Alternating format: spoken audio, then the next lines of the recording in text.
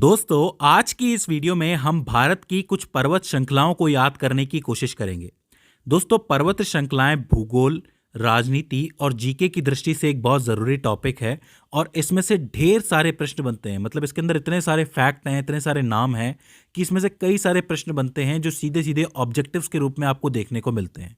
तो मेरी कोशिश रहेगी कि मैं आसान से आसान लैंग्वेज में आपको ये याद करवा सकूं। देखिए, क्षेत्रफल के लिहाज से भारत जो है दुनिया का 7वां सबसे बड़ा देश है और यहाँ पे कई सारी पर्वत श्रृंखलाएं हैं। भारत के संपूर्ण भूभाग में से 10.6% भाग के ऊपर पर्वत हैं और 18.5% भाग के ऊपर पहाड़ियां हैं। अब आप ये कहेंगे कि पर्वत और पहाड़ियों में क्या फर्क होता है? तो देखो, कोई भी पर्वत पर्वत तब कहलाता है जब उसकी ऊंचाई कम से कम 2000 फीट या फिर 600 मीटर की हो या फिर उससे ज़्यादा हो। वहीं जो पहाड़ियां होती हैं उनकी ऊंचाई हमेशा 2000 फीट से कम ही होती है। तो जो 2000 फीट से कम है वो सब पहाड़ियां कहलाती हैं और जो 2000 फीट से ज़्यादा हैं वो पर्वत और पर्वत श्रृंखलाएं कहलाती हैं। अब अगर आप बात करोगे पर्वत श्रृंखलाओं की, तो इनको आप भारत में दो हिस्सों में तोड़ सकते हो। एक तो आती है आपकी उत्तर और उत्तर पूर्वी राज्यों की पर्वत श्रृंखलाएं जो कि ऊपर की तरफ हैं, और एक आती है आपकी मध्य और दक्षिण भारत की पर्वत श्रृंखलाएं। मेरी कोशिश ये है कि मैं आपको दो पार्ट्स में ये वीडियो पढ़ाऊं क्योंकि इन्हें याद करना बहुत ज़रूरी है। मुझे सिर्फ काम नहीं निपटाना है, आपको ये चीज़ें याद करवानी है। आज हम उत्तर और उत्तर पूर्वी पर्वत श्रृंखलाओं को नोट्स और मानचित्र की मदद से समझने की कोशिश कर रहे हैं। तो देखो, उत्तरी पर्वत श्रृंखलाओं में सबसे महत्वपूर्ण पर्वत श्रृंखला है हिमालय पर्वत श्रृंखला। ये बात तो आप जानते हैं। हिमालय पर्वत श्रेणी जो है उसको आयु और नदियों के आधार पर बांटा जा सकता है, समझा जा सकता है। देखो, आयु के आधार पर अगर आप बात करोगे तो हिमालय की 3 श्रेणियां हैं। सबसे ऊपर आता है वृहद हिमालय या फिर महान हिमालय, जो कि सबसे उत्तर में मौजूद है, कुछ इस तरीके से। उसके बाद आता है मध्य हिमालय जो कि दूसरे नंबर पे आती है श्रेणी, इस तरीके से चलती है। और तीसरे नंबर पे आता है शिवालिक हिमालय जो कि सबसे दक्षिण में मौजूद है, इस तरीके से। अगर आप बात करोगे वृहद या फिर महान हिमालय की, तो इसकी औसत ऊंचाई है 6100 मीटर। यानी कि सभी पर्वतों की जो औसत ऊंचाई मिला दोगे तो वो 6100 मीटर होगी।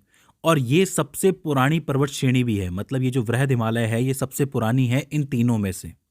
अगर आप इसके निर्माण के समय की बात करोगे तो इनका निर्माण तकरीबन 40 से 50 मिलियन वर्ष पहले हुआ था, इयोसीन काल के दौरान। तो आपसे पूछा जा सकता है कि कितने वर्ष पहले इसका निर्माण हुआ था, तो आप लिखेंगे 40 से 50 मिलियन वर्ष पहले।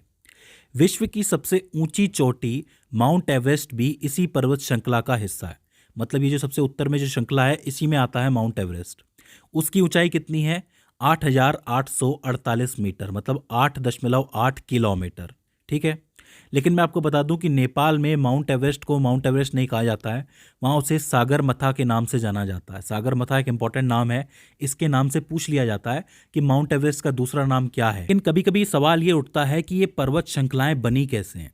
तो देखिए, साइंटिफिक तौर पे यानी कि वैज्ञानिक तौर पे ये बात मानी जाती है कि जो भारतीय महाद्वीप की जो प्लेट है वो जब एशियन महाद्वीप की प्लेट से आके टकराई थी, तब दुनिया के सबसे नए पर्वत हिमालय पर्वत श्रेणी का निर्माण हुआ था। मतलब ये प्लेटें आपस में टकराई होंगी और इनके बीच में फिर कोई समुद्र नहीं रहा होगा और इस तरीके से हिमालय ऊपर आया होगा या फिर बना होगा। इसके बाद बात करते हैं शिवालिक हिमालय की। तो देखो, शिवालिक हिमालय जो है वो सबसे दक्षिण में स्थित है और सबसे बाहरी मानी जाती है और इसका निर्माण भी बहुत ज़्यादा पुराना नहीं है। इसका निर्माण 1.7 मिलियन वर्ष से 5 मिलियन वर्ष के पूर्व हुआ था और वो जो काल था वो सेनोजोइक काल के नाम से जाना जाता। और इसके अलावा इन दोनों के बीच में जो हिमालय श्रृंखला आती है वो है आपकी मध्य हिमालय श्रेणी। आयु के आधार पे आप ये कह सकते हो कि सबसे उत्तरी भाग की जो श्रृंखला है वो सबसे पुरानी आप कह सकते हो और सबसे दक्षिणी भाग की जो श्रृंखला है वो सबसे नई आप कह सकते हो। ठीक है, इसके बाद हम बात करते हैं नदियों के आधार पे आप किस तरीके से हिमालय श्रृंखला को बांट सकते हो। तो देखो, हिमालय श्रृंखला को नदियों के आधार पे 4 तरीके से बांटा गया है, 4 प्रकार का कहा गया है। पहला है आपका कश्मीर पंजाब हिमालय। मतलब सतलज नदी और सिंधु नदी के बीच का जो हिस्सा आपको दिख रहा है, इस हिमालय को कश्मीर पंजाब हिमालय कहा जाता है। इसकी खास बात यह है कि इस हिमालय क्षेत्र की चौड़ाई दूसरे हिमालय क्षेत्रों से कई ज्यादा है। मतलब सबसे ज्यादा चौड़ा हिमालय क्षेत्र यही है। इस कश्मीर पंजाब हिमालय का जो विस्तार है वो कश्मीर, लद्दाख और हिमाचल प्रदेश के राज्यों में फैला हुआ है। मतलब इन 3 राज्यों में मेनली इसका विस्तार आपको देखने को मिलता है। अब इस पंजाब हिमालय में कई सारी पर्वत श्रेणियां हैं और बहुत इंपॉर्टेंट है, इनको आपको याद करना है। सबसे पहली और सबसे इंपॉर्टेंट होती है काराकोरम पर्वत श्रेणी, जिसको कृष्णागिरी के नाम से भी जाना जाता है। काराकोरम पर्वत श्रेणी को उच्च एशिया की रीढ़ की हड्डी के नाम से भी जाना जाता है। यानी ये जो सवाल है डायरेक्टली बनता है कि उच्च एशिया की रीढ़ की हड्डी कौन सी पर्वत श्रृंखला को कहा गया है, तो आप क्या लिखेंगे, काराकोरम पर्वत श्रेणी। ये जो पर्वत श्रेणी है ये दुनिया के सबसे भूवैज्ञानिक रूप से सक्रिय क्षेत्रों में से एक है, जहां पर दो महाद्वीप आके टकराए थे। सीधी सी बात है कि इतनी बड़ी प्लेटें टकराएंगी तो यहाँ पे वैज्ञानिक गतिविधि थोड़ी सी ज्यादा ही होगी, क्योंकि अंदर कुछ ना कुछ चल ही रहा होगा, तो सबसे ज्यादा सक्रिय रहती है ये जगह। ठीक है। अच्छा, विश्व का जो दूसरा सबसे बड़ा पर्वत है या फिर दूसरी सबसे बड़ी पर्वत चोटी है वो भी यहीं मौजूद है।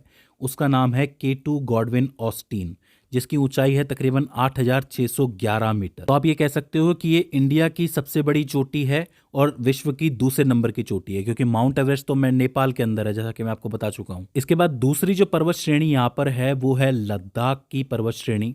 देखो, विश्व की जो सबसे ज्यादा तीव्र ढाल वाली चोटी है, जिसको राकपोशी के नाम से भी जाना जाता है, वो यहीं मौजूद है। पूछ लिया जाता है, याद रखना ये सिर्फ इसी के लिए सबसे ज्यादा मशहूर है, राकपोशी के लिए, तो चीज आपको याद रखनी है। ठीक है।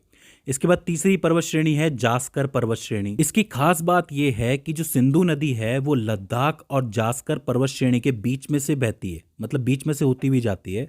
तो पूछा जाता है कि सिंधु नदी कौन सी दो पर्वत श्रेणियों के बीच में से गुजरती है, तो आपको लिखना है लद्दाख और जास्कर के बीच से गुजरती है। इसके बाद चौथी आती है आपकी पीर पंजाल पर्वत श्रेणी, जो कि हिमालय की सबसे लंबी पर्वत श्रृंखला के रूप में जानी जाती है। पूछा जाएगा कि सबसे लंबी पर्वत श्रेणी कौन सी है, तो आपको पीर पंजाल लिखनी है। ठीक है। इसके बाद आती है धौलाधर पर्वत श्रेणी, जो कि आपकी कुल्लू घाटी है। कुल्लू का नाम आपने सुना होगा, कुल्लू मनाली का। तो ये कुल्लू घाटी जो है ये पीर पंजाल और धौलाधर पर्वत श्रेणी के बीच में स्थित है। ठीक है। और इसके बाद आती है आपकी शिवालिक पर्वत श्रेणी, जो कि सबसे दक्षिणी पर्वत श्रृंखला है। तो कुल मिलाकर के ये सारी पर्वत श्रेणियां हैं जो कश्मीर, पंजाब, हिमालय क्षेत्र के अंदर अंदर आती हैं। तो ये वाला हिस्सा आपको याद रखना है। अच्छा, यहाँ पे कुछ एक नोट भी है इन पर्वत श्रेणियों को लेके। ये जो आपका काराकोरम वाला हिस्सा है, काराकोरम पर्वत श्रेणी वाला, लद्दाख श्रेणी वाला और जास्कर श्रेणी वाला, इन पूरे हिस्से को ट्रांस हिमालय के नाम से भी जाना जाता है। कभी कभी ट्रांस हिमालय का नाम दे दिया जाता है तो उसमें बच्चे कंफ्यूज हो जाते हैं। काराकोरम, लद्दाख और जास्कर पर्वत श्रृंखला का पूरा हिस्सा ट्रांस हिमालय कहलाता है। ठीक है। और इस पंजाब हिमालय में खेती किस चीज़ की होती है? मेनली जाफरान के फूलों की खेती होती है। ये जो जाफरान के फूल होते हैं इसी में से केसर भी निकलता है बाहर, तो ये काफ़ी इंपॉर्टेंट हो जाता है। ठीक है। इसके बाद हम बात करते हैं कुमायूं हिमालय की। ये जो कुमायूं हिमालय है ये सतलज और काली नदी के बीच का 320 किलोमीटर लंबा एक हिस्सा होता है, जिसको कुमायूं हिमालय क्षेत्र के नाम से जाना जाता है। इस कुमायूं हिमालय को ही गढ़वाल हिमालय के नाम से भी जाना जाता है। आपने सुना होगा कि जो गढ़वाल क्षेत्र है वो कौन से राज्य में स्थित है? उत्तराखंड राज्य में स्थित है। तो आप ये कह सकते हो कि कुमायूं हिमालय का विस्तार हमें उत्तराखंड राज्य में देखने को मिलता है। अच्छा, कुमायूं हिमालय की सबसे ऊंची चोटी का नाम है नंदा देवी, जो कि 7,817 किलोमीटर ऊंची है।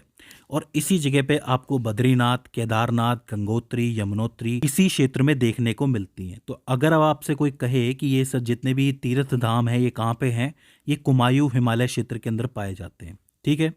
इसके अलावा जो नदियां हैं हमारी, गंगा, रामगंगा या यमुना, इनका जो उद्गम है ये भी कुमायूं हिमालय से ही होता है। तो इन नदियों के नाम से, इन तीर्थों के नाम से कुमायूं हिमालय के सवाल बन सकते हैं, तो आपको याद रखने हैं।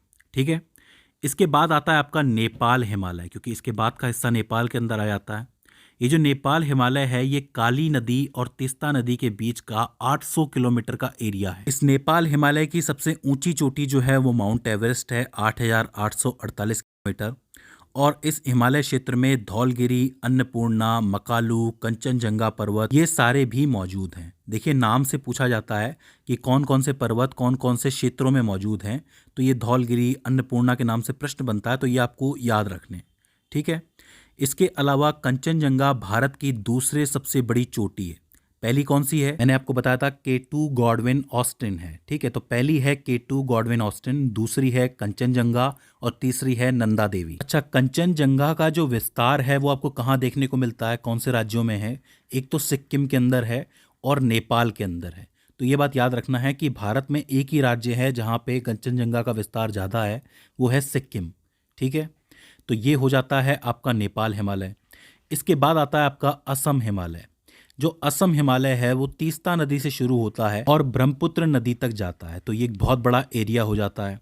ये जो आपको हिमालय दिख रहा है, असम हिमालय, ये असम, अरुणाचल प्रदेश और सिक्किम राज्य में फैला हुआ है। मेनली इसकी 3 जगह हैं, 3 राज्यों में आपको देखने को मिलता है और इसमें से कई सारी नदियां हैं जो भारत के कई हिस्सों में जाती हैं। ठीक है, अब देखो यहाँ पे 4 हिस्से हो जाते हैं आपके हिमालय के, आपने देख लिए सारे के सारे। पंजाब कश्मीर हो जाता है, दूसरा आपका ये कुमायूं हो जाता है, तीसरा नेपाल हो जाता है और चौथा असम हिमालय हो जाता है।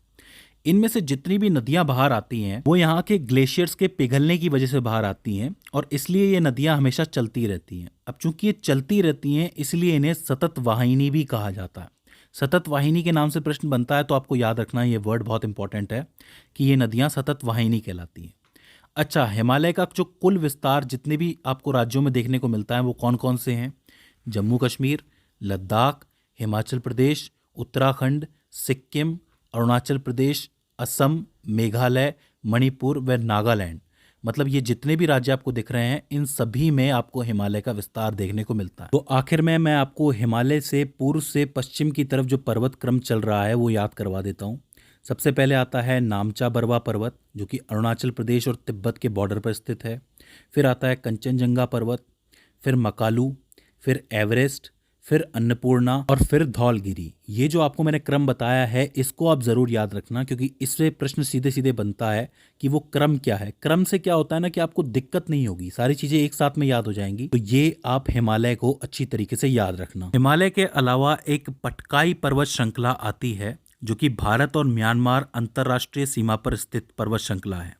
इसकी ऊंचाई हिमालय के हिसाब से तो काफ़ी कम है, लेकिन ये असम, नागालैंड, मणिपुर, मेघालय और मिजोरम में फैली हुई एक पर्वत श्रृंखला है। इन पटकाई पर्वत श्रृंखलाओं के आपको कई नाम देखने को मिलेंगे, जैसे कि पटकाई बूम हो गया, ये गारी हो गया, खासी हो गया, जैंतिया हो गया। इसके अलावा लुशाई पहाड़ियाँ, ये जितनी भी मैंने आपको नाम बताए हैं ये याद रखना क्योंकि इनमें से प्रश्न बनते हैं। ये सारे के सारे पटकाई पर्वत श्रृंखला के अंतर्गत ही आते हैं। ठीक है, इसके अलावा नागालैंड में पूर्व की तरफ एक और पहाड़ी है जो नागा पहाड़ी के नाम से फेमस है, तो ये श्रृंखला भी वहीं मौजूद है, इसे भी आपको याद रखना है।